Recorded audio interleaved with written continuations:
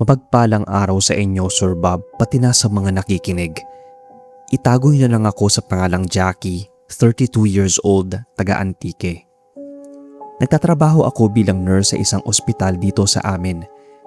Hindi ko na lang babanggitin yung pangalan ng ospital, iba na kasi yung name niya ngayon. Itong kwento ko ay tungkol sa nasaksihan ko sa isang bagong pasok na nurse sa ospital na pinag-OJT-han ko, na ito rin yung pinapasukan kong ospital ngayon. Itago na lang natin siya sa pangalang Nurse Jean. Medyo may edad na siya. Siguro ay nasa 40s na. Hindi ko kasi siya nakakausap noon ng matagalan. Para siyang ilag sa amin. Hindi ko alam kung sadyang mahiyain lang siya at aloof o isnabera.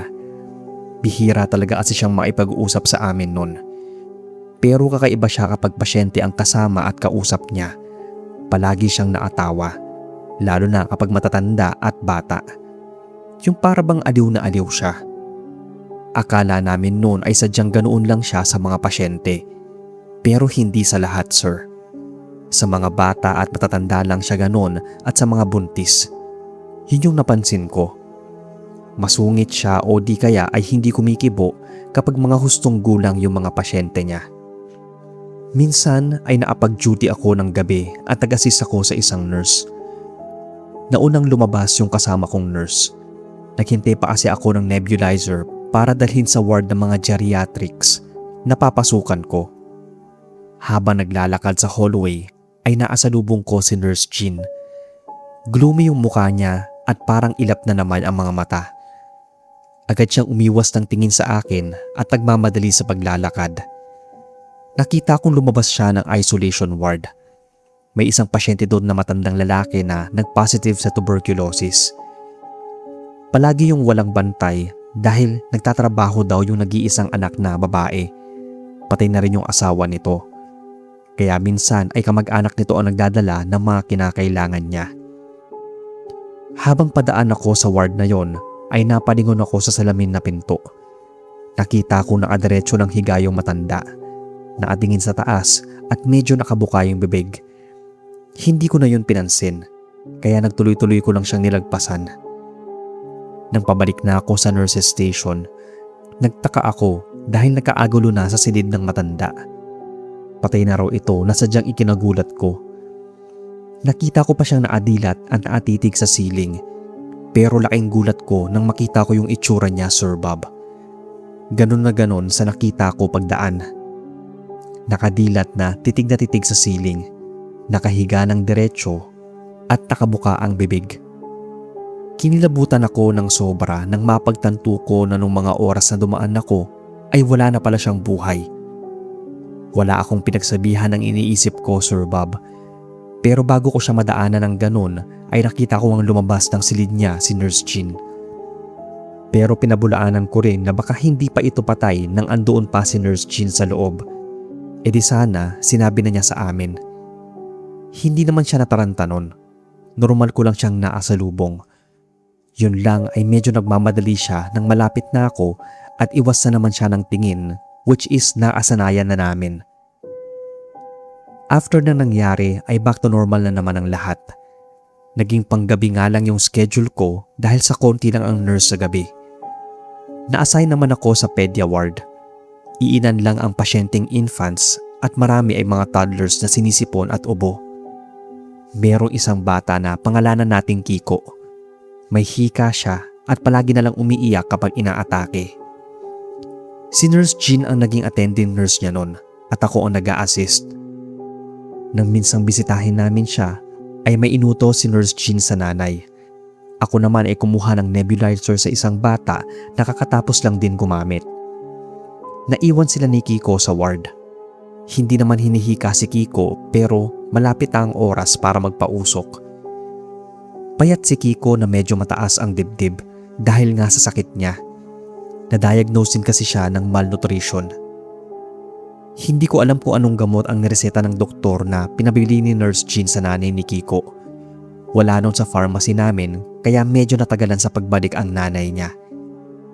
Nagtaka ako, Sir Bob. Dahil nang papunta na ako sa ward ni Kiko, ay may nagtatakbuhan ng mga nurse at doktor. Naabutan ko noon si Nurse Jean na nilalagyan ng oxygen si Kiko. Wala siyang kaimo-emosyon nun. Ang sabi lang niya ay biglaang inatake si Kiko at naguhugot na ng hininga. Hindi pa naman yun yung eksaktong oras ng pagpapausok niya, kaya kinabahan talaga ako dahil baka yung dahilan ng atake niya ay yung hindi agad siya napausukan. Pinipilit nang i-revive si Kiko kasi biglaan talaga yung atake. Bumubuti na rin kasi yung kalagayan niya kaya naapagtatakang bigla na lang siyang aatakihin ng hika. Pero doon talaga ako kinilabutan nang ideklarang wala na si Kiko. Parang saglit lang na umalis yung nanay niya at pagbalik nito ay wala na yung anak niya. Nagtataka ako noon, sir, kung bakit parang wala lang kay Nurse Jean yun. Parang hindi siya apektado. Siya pa naman yung mahilig sa mga bata at matatanda. Dahil kung ako yung kasama noon ni Kiko ay baka hindi ako maagawa ng maayos. Sobrang nakakaawa kasi yung bata.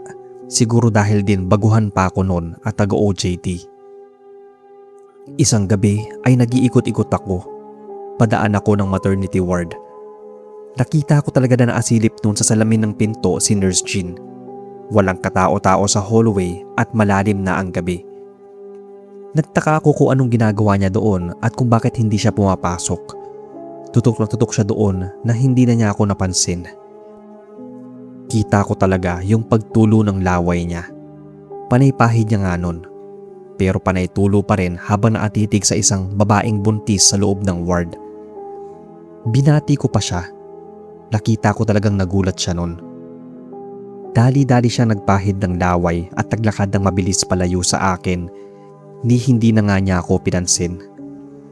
Mabilis ko siyang nilingon pero sa pagtataka ko ay wala na siya. Ang nakita ko na lang ay ang itim na pusang tumakbo palayo. Nagtaasan ang balahibo ko sa batok. Dali-dali na rin ako naglakad papunta sa pedia ward. Medyo malayo na ako sa maternity ward nang makarinig ako ng sigaw. Humihingi ng tulong yung pasyente sa loob. Dali-dali akong bumalik at nakita ko na lang siyang nakaupo sa sahig. Umiiyak habang hawak ang tiyan. May umaagos ng dugo sa sahig. At dun ko napagtanto na dinudugo na siya. Kaya kinalma ko siya at nagtawag ng nurse at doktor. Pero sa kasamaang palad ay nakunan yung babae sa hindi maipaliwanag na dahilan. Bigla na lang daw humina yung kapit ng bata. At ang naapagtataka pa ay puro dugo na lang ang lumabas. Wala na yung bata o fetus sa loob ng sinapupunan niya. Isang malaking palaisipan yun dahil hindi naman natutunaw o basta-basta nawawala ang fetus sa sinapupunan, lalo at 6 na buwan na yung dinadala niya. Wala ring nakitang malaking dugo at kahit nung nirasa pa yung babae ay walang nakuha o nakitang fetus sa sinapupunan. Samantalang na-check naman siya at umayos na ang kalagayan niya pati ng bata nung araw na yon. Kaya mapapaisip ka kung paano nangyari bigla yon. Malapit nang matapos yung 3 months na OJT ko. At sa loob ng 3 buwan ay ilang pasyente na ang nasaksihan kong nawala. Pero ang pinagtataka ko ay kung bakit palaging si Nurse Jean ang nakita kong huling kasama ng pasyente. Hindi ko lubos maisip dahil baka nagkataon lang. Pero after na nangyaring yon sa buntis ay bigla na lang siya nag-resign sa ospital namin. Doon ko muling naalala yung nakita kong pusang itim at ang biglang pagkawala sa hallway ni Nurse Jean. Yung paglalaway niya na hindi lang pala ako ang nakakita. After niyang mag-resign sa ospital na yon ay saka naglabasan ang mga usap-usapan na baka isang aswang si Nurse Jean. May isang nurse daw kasi noon ang nakausap niya.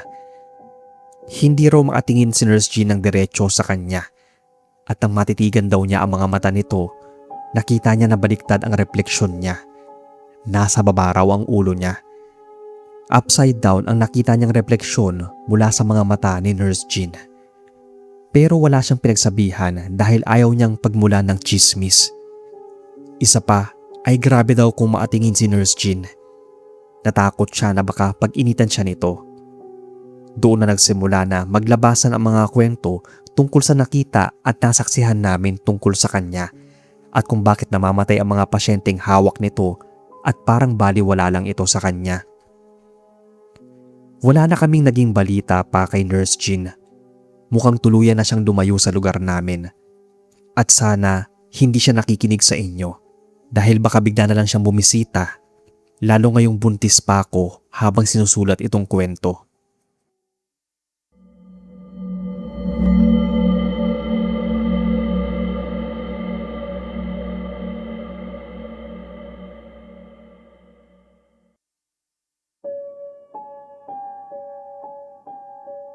Hello sa inyo, Sir Bob, pati na sa mga nakikinig.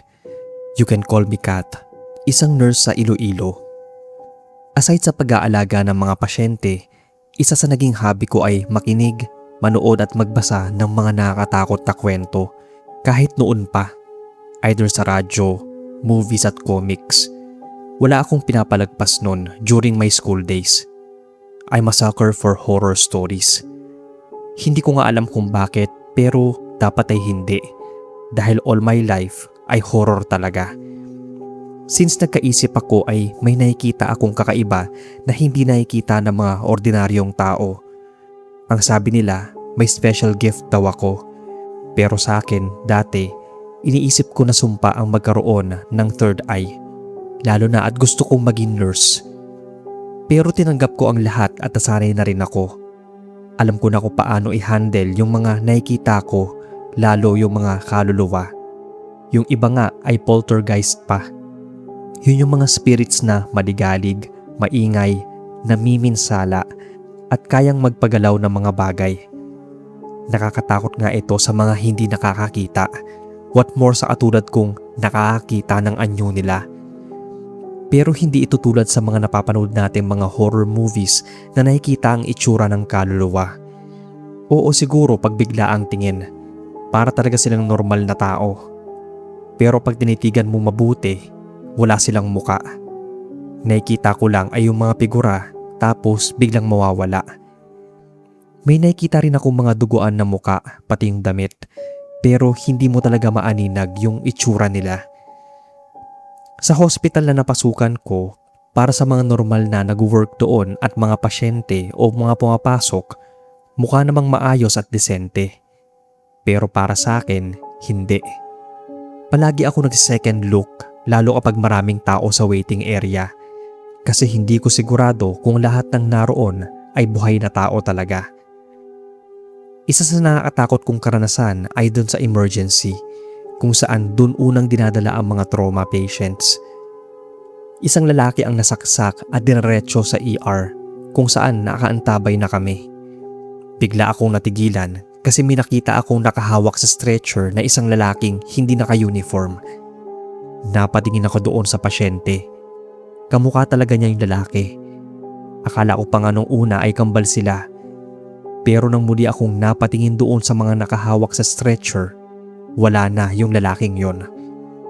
Agad akong kinilabutan kasi first time kong makakita ng multo na andoon din mismo ang katawan. At maya-maya nga lang nun, dineklara ni Doc na dead on arrival na yung lalaki. The next place talaga na iniiwasan kong makita o mapuntahan sa part ng ospital ay ang ICU. Marami nang namatay dito at recently lang ay may namatay na isang pasyenteng may encephalopathy. Matanda na yon. At kung hindi pa siya unconscious ay palaging sinasabi niya na may nakikita siyang bata sa psych ward. Pero wala namang naliligaw na bata doon. Hanggang sa nag-undergo na siya ng surgery at nagkamalay, ayun pa rin ang sinasabi niya. Sinusundan siya ng bata. Until one day, naakala kong gagaling na siya pero bigla namang hindi na siya nagising. Nakoma siya ng ilang araw. Na-assign ako doon as attending nurse niya. At doon ko nakita sa ilalim ng bed, may isang batang mabilis na gumapang. Sisitahin ko pa nga sana dahil bawal ang bata sa ICU. Pero pagsilip ko sa ilalim ay wala na ito. Kinabahan ako pero hindi ako nagpahalata noon sa bantay ni Lola. Isang gabi, habang naglalakad ako sa hallway, wala gaanong tao sa labas. Bigla na lang nagpatay sindi yung ilaw sa dinadaanan ko. Saglit lang naman yon. Pero nakita ko na may biglang tumakbong batang patawid, kaya mabilis ko yung sinundan. Nawala naman agad yon. Alam ko rin na yung batang yon ang nakita ko sa ICU, pero ang hindi ko alam ay kung bakit sa akin na siya madalas magpakita. Huling kita ko sa bata na yon ay nung nag-flatline si Lola. Andun siya at nakatayo malapit sa higaan ni Lola. Hindi ko maaninag yung itsura niya, pero sigurado akong nakatingin siya sa matanda. Yung kilabot ko ay napalitan ng lungkot. Siguro ay may koneksyon siya sa matanda. Pero dahil sa sakit ni Lola ay hindi na niya ito maalala. Last na karanasan ko na talagang kinilabutan ako ng todo ay nung nagra-rounds ako ng madaling araw. Tahimik yung hallway. Tulog na ang halos lahat ng tao sa ward. Habang naglalakad ako noon ay natigilan ako. Para kasing may naasunod sa akin. May lagatok ng takong akong naririnig tuwing naglalakad ako. Naka-flat shoes ako kaya walang tunog yun. Pero kapag hihinto ako ay tumitigil din ang paglatok ng takong.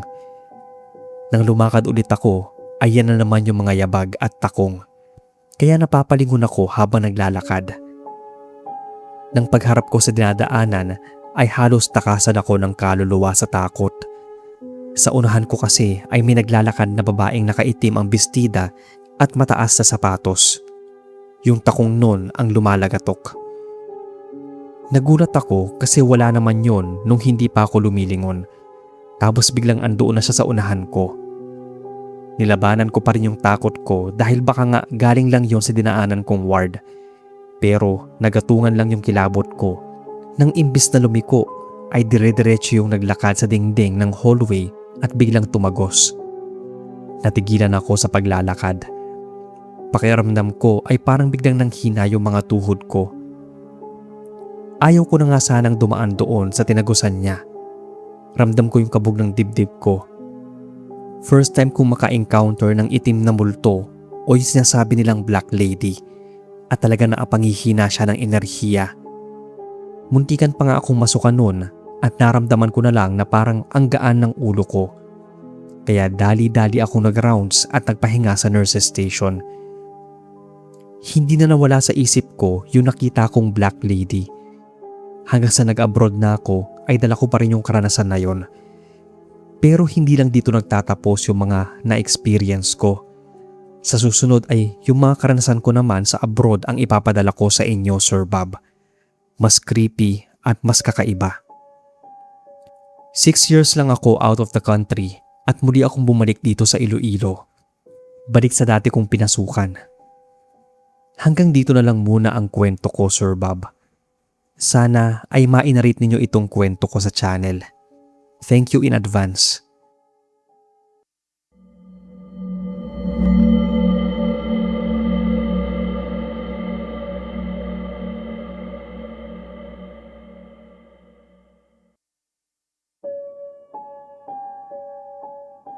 Kamusta, boss? Ako si Gerald, gwardiya sa isang lumang ospital dito sa Maynila. Halos mag-6 na taon na rin akong gwardiya dito. At sa loob ng 6 na taon ay marami-rami na rin akong naranasang kababalaghan.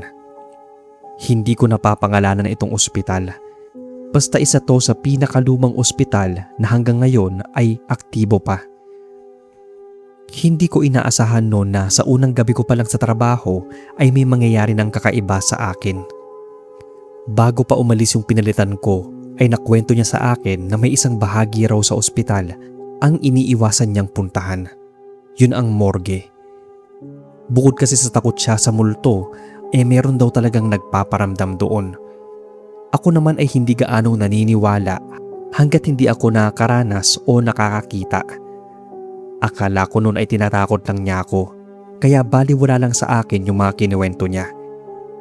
Hindi ako natatakot noon na magpunta ng morgue. Di naman kasi ako takot sa patay. Yung morgue ay nasa basement ng ospital. Sobrang tahimik talaga doon, lalo na kapag wala namang nilalagak na patay. Nang gabing yon ay nag-ikot-ikot ako. Napadpad din ako sa basement dahil yun na lang ang hindi ko pa napupuntahan. Nang pababa na ako ay may nakita akong taong naglalakad. Naaputi siya. Sinundan ko ito. Akala ko pa nga ay nurse o doktor at may tinitingnan sa morgue. Kaso lang nang tanaw ko na yung pintuan ng morgue, bigla yung nawala. Hindi ko siya nakitang pumasok at para bang nag-iba na rin noon ang temperatura. biglang lumamig gayong wala pa naman ako sa loob. Nang makalapit na ako sa may pintuan ay may narinig ako. Parang may umiiyak sa loob. Agad kong naisip na baka kaanak ng namatay at inassist nga ng nakita kong doktor. Marahan kong binuksan yung pinto para sana sumilip. Pero sumalubong sa akin yung kakaibang lamig at amoy.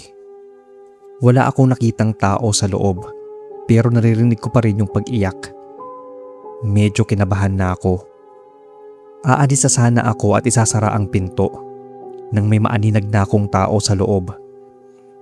May babaeng nakatalikod sa akin.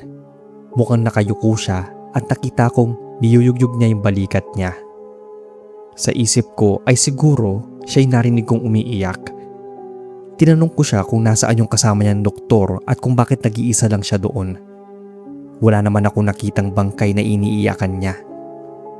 Ilang beses ko siyang kinausap pero hindi siya sumasagot. Kaya lalapitan ko na sana para palabasin dahil bawal naman talagang pumasok sa loob ng walang kasamang personnel. Pero nang malapit na ako ay bigla yung huminto sa pag-iyak. Maya-maya ay hindi na iyak ang narinig ko kundi parang galit na boses sabay paghagulgol ng taong parang nasasaktan. Sobra na yung kabog ng dibdib ko lalo nang unti-unti siyang humarap sa akin. Ganun na lang yung kilabot ko dahil pagharap niya ay wala itong muka. Pero naririnig ko pa rin yung pagnguy-nguy niya. Para ako nananaginip ng gising o para bang binabangungot na hindi magising-gising. Hanggang sa natagpuan ko na lang yung sarili ko na hinihingal at habol ang hininga. Pagdilat ko ay nakasalampak na pala ako sa sahig ng morgue. Mas lalo akong kinabahan kaya dali-dali akong lumabas. Yung inaakala kong bangungot ay totoo pala. Andoon ako sa loob ng morgue at totoong may nakita akong babaeng umiiyak. Pero napalitan yung boses ng galit at nakakahindik na pagnguy-nguy. Hindi ko yun makwento sa kasamahan ko dahil sa hiya. Ang yabang ko pa kasing sinabi na walang multo at kung meron man ay hindi niya ako matatakot. Pero isang gabi noon ay napilitan akong bumalik doon kasi may pinapacheck sa aking isang bangkay. Ipapasa ko sana sa asamahan ko pero ayoko namang masabihang duwag. Kaya kahit kinakabahan ay bumalik ako doon. Medyo naging kampante naman ako dahil pagpasok ko ay may personnel sa loob. Kaya dumiretso lang ako sa may freezer. May i-check lang akong pangalan nang mapansin ko na busy din siya sa kung anong binubutinting niya. Hindi niya ako nilingon o kinausap. Hindi ko alam kung anong ginagawa niya noon pero nakaharap lang siya sa may lababo. Nang makita ko na yung hinahanap at na-check ko na yung detalye nun, ay tinanong ko siya kung kailangan niya ng tulong. Pero imbis na sagutin niya ako, ay narinig ko na lang yung paghikbi niya. Hanggang sa yung hikbi ay nauwi na sa pag-iyak. Ramdam ko talagang unti-unting nagtaasan ang balahibo ko sa batok at braso. Pero muli ko pa siyang tinawag nun para maasiguro at hindi magmukhang tanga na bigla-bigla na lang kakaripas ng takbo. Pero nang hindi pa rin niya ako sinasagot at patuloy lang siya sa pag-iyak, ay napaatras na ako noon papalapit sa pinto. Saka ko lang napansin na yung uniform ng personnel na kinausap ko ay iba sa mga uniform ng mga personnel sa pinapasukan kong ospital. Halos mapahiyaw na ako sa sobrang kilabot. Hindi ko na muling tiningnan yung babae at dali-dali nang lumabas. Nakasalubong ko pa yung isang kasamahan ko. Ang sabi niya ay ang tagal ko raw, pero hindi ko na siya pinansin. Dumiretso siya ng morgue. Pagbalik niya sa pwesto namin ay tinanong niya ako kung bakit ang tagal ko raw tapos para akong wala sa sarili. Hindi ko raw nailak yung pinto ng morgue. Lalo lang tuloy akong kinilabutan nun. Ibig lang sabihin, nang tingnan niya yung loob ay walang ibang tao. Na yung personnel na nakita ko ay yung posibleng babaeng sinasabi nilang nagmumulto sa loob ng morgue. Natanong ko yung kasamahan ko kung anong kwento tungkol sa nagmumulto. Tinawanan pa niya ako dahil mukhang naniniwala na raw ako. Siguro raw ay pinakitaan na ako. Inamin ko sa kanya yung nakita ko. pati siya ay hindi maapaniwala. Hindi pa raw niya kasi nararanasan pero naniniwala naman siya. Ang sabi-sabi ay dating nurse daw yon, matagal na panahon na. Siguro mga 1970s or 80s. Nagpaamatay daw yon dahil nabuntis ng isang doktor pero hindi pinanagutan. Dahil sa sobrang kahihiyan nung araw ay nagpatiwakal yon doon mismo sa morgue kung saan yata madalas na nagpupunta yung doktor. Nakapagtataka lang na kung kailan naniwala na ako, saka naman hindi na yun muli nagparamdam o nagpakita sa akin. Siguro gusto lang nun ipaalam na totoong may mga espiritong nananahan sa mundo natin.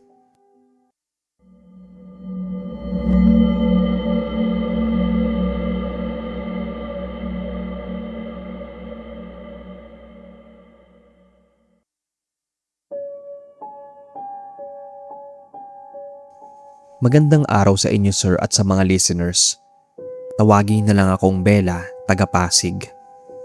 Itong story ay tungkol sa karanasan ng tito ko na naapagtrabaho sa isang psychiatric hospital o asylum. Separated ang parents ni na mama at si tito ang sinama ng tatay nilang Amerikano sa ibang bansa. Lumaki sa States si tito at naapagtrabaho bilang attendant. Pero ilang buwan lang ang inilagi niya doon at umalis din sa pinagtatrabahuhan niya. Kakaiba raw ang mga pasyente kumpara sa mental hospital kung saan siya nag-work ngayon. Hindi raw niya alam kung dahil lang ba sa lugar o sa mismong mga pasyente. Sila yung mga pasyenteng kailangan ang matagalang gamutan. Karamihan doon ay habang buhay na ring alagain. Nung mga unang linggo raw ni tito doon ay nahirapan siyang mag-adjust. Lalo na at yung mga high-risk patients ang hinahawakan niya. Kaya pagod daw talaga siya buong araw sa pagbabantay at pag-aalaga sa mga pasyente nila. Alas 10 ng gabi ay tulog na siya. Stay in siya sa ospital. May sarili siyang silid at palagi raw na nakalock yun for safety purposes. May instance daw kasi na may nakawalang pasyente at tagtago yon sa silid ng isang kasamahan niya. Buong araw daw nilang hinanap yon. At gabi na nakita kung kailan matutulog na yung kasamahan niya. Grabe raw yung takot na naramdaman nang may maramdaman itong gumagalaw sa ilalim ng kama ng kasamahan niya. Nang silipin daw nito ang ilalim ng kama ay sinalubong siya ng ulo ng pasyente. Inuntog daw nito ang ulo sa mukha niya kaya dumugo yung ilong niya. Nagtatakbo palabas yung pasyente. Yun daw ang ayaw mangyari ni tito. Pero may araw daw talaga na nakalimutan niyang isara ang silid dahil sa pagmamadali. Isang beses pa nga ay parang sinadyang sirain ang lock nun. Kaya nang malaman niyang hindi yun nakalock ay medyo kinabahan na siya. Buti na lang at walang nawawalang pasyente. Pero nang matutulog na raw siya nun ay biglang yumugyog yung higaan niya. Agad siyang napasilip sa ilalim kung may nagtatagong pasyente doon. Wala naman siyang nakita. Pag-angat niya ng tingin ay may biglang dumaan sa harapan niya. Yung parang itim na usok o anino daw na korteng tao. Ang bilis lang daw noon at biglang naglaho. Akala raw niya ay dala lang yun ng antok. Pero bigla na lang siyang nakarinig na nagsasalita. Hindi raw yun galing sa labas. Sa ganong oras ay tahimik na ang buong lugar. Tulog na ang mga pasyente at staff. At hindi rin daw naririnig sa loob ng silid niya ang ingay sa labas. Kaya sa loob raw ng silid niya nanggagaling yung boses na yon. Hindi raw siya mapalagay at makatulog. Kaya hinalughog niya yung buong silid. Baka daw may naapuslit talagang pasyente. Pero wala naman siya nakitang ibang tao doon. Kaso lang ay may nararamdaman daw talaga siyang kakaiba ng gabing yon. Kakahiga pa lang niya ay parang may bumulong na sa kanya. Sumunod nun ay may humila ng kumot niya. Biglang napabangon si tito at nagpailaw. Walang ibang tao. Pero ramdam niya na may ibang presensya doon. Doon na talaga siya kinilabutan nang makarinig ng halakhak. Napataip na lang siya ng tenga. Pairamdam daw ni tito ay masisiraan siya ng ulo. Sa araw-araw ba naman na may nakakasama siyang maingay at magugulong pasyente ay baka nahawaan na rin siya. Halos wala siyang tulog kaya ang tamlay ng pakiramdam niya habang nasa duty. Kinabukasan ay may isang pasyente raw na lalaki ang lumapit sa kanya. Nanlilisik ang mga mata at tinitigan lang siya ng matagal. Seryoso raw ito na para bang walang diferensya. Hinayaan lang daw yun ni Tito. Pero bigla itong yumuko at humagikgik. Gumagalaw-galaw pa raw ang balikat sa kakatawa. Hanggat maaari daw ay iniiwasan nilang matrigger ang mga pasyente, kaya hinahayaan lang nila kapag hindi pa oras ng gamutan. Yung kilabot daw ni Tito ay napalitan ng matinding takot nang unti-unting nag-angat ng tingin yung lalaki. Ngumisi daw yun, pero bigla ring sumimangot at nanlisik ang mga mata na sinugod si Tito. Sabi-sabing, "I will kill you." Normal naman na may mga psych patients na ganon, pero hindi raw inaasahan ni Tito, kaya hindi niya naihanda yung sedative na ini-inject niya para kumalma ang pasyente. Nangihina pa raw siya noon kaya nadaganan siya nito. Agad naman daw inawat ng mga kasamahan niya. Gulat na gulat si Tito at hindi agad naagalaw. Sa ilang buwan daw niyang pamamalagi doon ay marami na siyang na-encounter na pasyenteng bigla-biglang nagwawala at napaghahandaan naman niya yon. Pero hindi raw yung isang ito. First time niyang nakita itong naging agresibo kasi nga ang alam nila ay umaayos na yung kondisyon nito. Tumutulong pa nga yung pasyenteng yon sa kusina sa mga nagluluto. Kaya nagulat sila nang biglang inatake si Tito. Pero nang maipasok naman sa silid yung lalaki, ay bigla itong kumalma na parang walang nangyari. Pinagpahinga lang nila si Tito nang makitang nanlalata at pagod na pagod ito. Pero habang nasa loob daw ng silid niya si Tito, hindi siya mapakali. Nakakaramdam siya ng kakaibang presensya. Pinilit daw niyang makatulog, pero agad din siyang napapadilat dahil may naririnig na naman siyang humahalakhak. Nakakapangilabot yung boses. Nang muli siyang pumikit noon ay humugyog na naman yung higaan niya. Pagdilat ni Tito, doon na siya kinilabutan nang makita ang isang itim na napakalaking nilalang. Para daw yung anino o tinatawag niyang dark figure, pero hugis ng malaking tao na may sungay. Nagwawalang nagmamadaling lumabas noon si Tito. Nanginginig pa nga siya sa takot nang kausapin siya sa office ng head attendant nila. Walang maisagot si Tito. Hindi raw niya magawang magkwento sa sobrang takot. Napagpasyahan niyang mag-leave muna ng ilang araw. Pero ng araw din na yon ay nagkaroon ng emergency sa bahay nila. Pati kami ay tinawagan. Inatake sa puso si Daddy Lo, papa ni na mama at Tito. Kaya imbis na mag-leave ay nag-resign na lang si Tito. Hindi na rin kasi niya kinakaya yung nangyayari sa silid na yon. Parang masisiraan daw siya ng ulo. Nagsimula lang yon nang magpalipat siya ng tulugan. Doon daw kasi sa dati ay madalas nasisira yung lock at napapasok ng pasyente. Kaya nagpalipat siya ng silid na medyo matibay yung lock.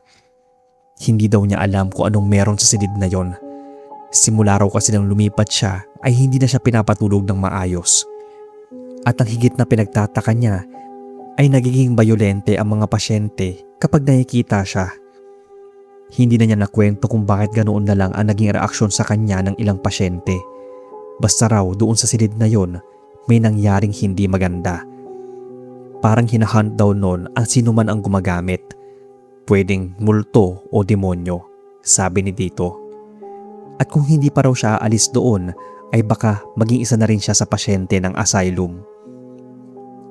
Lately lang niya nalaman na may ilang silid pala doon ang naging witness sa pang-torture at pagpapahirap ng mga dating workers sa kanilang mga pasyente.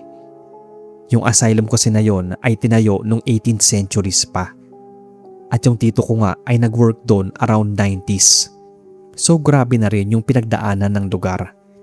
At siguro, isa yung silid dito sa naging torture chamber noon at naging haunted na sa dami ng namatay at sa katagalan ng panahon. Marami pang nangyari during his time in that asylum, pero ipapadala ko po sa susunod. Ito na lang po muna. Thank you sa pagbabasa and God bless your channel.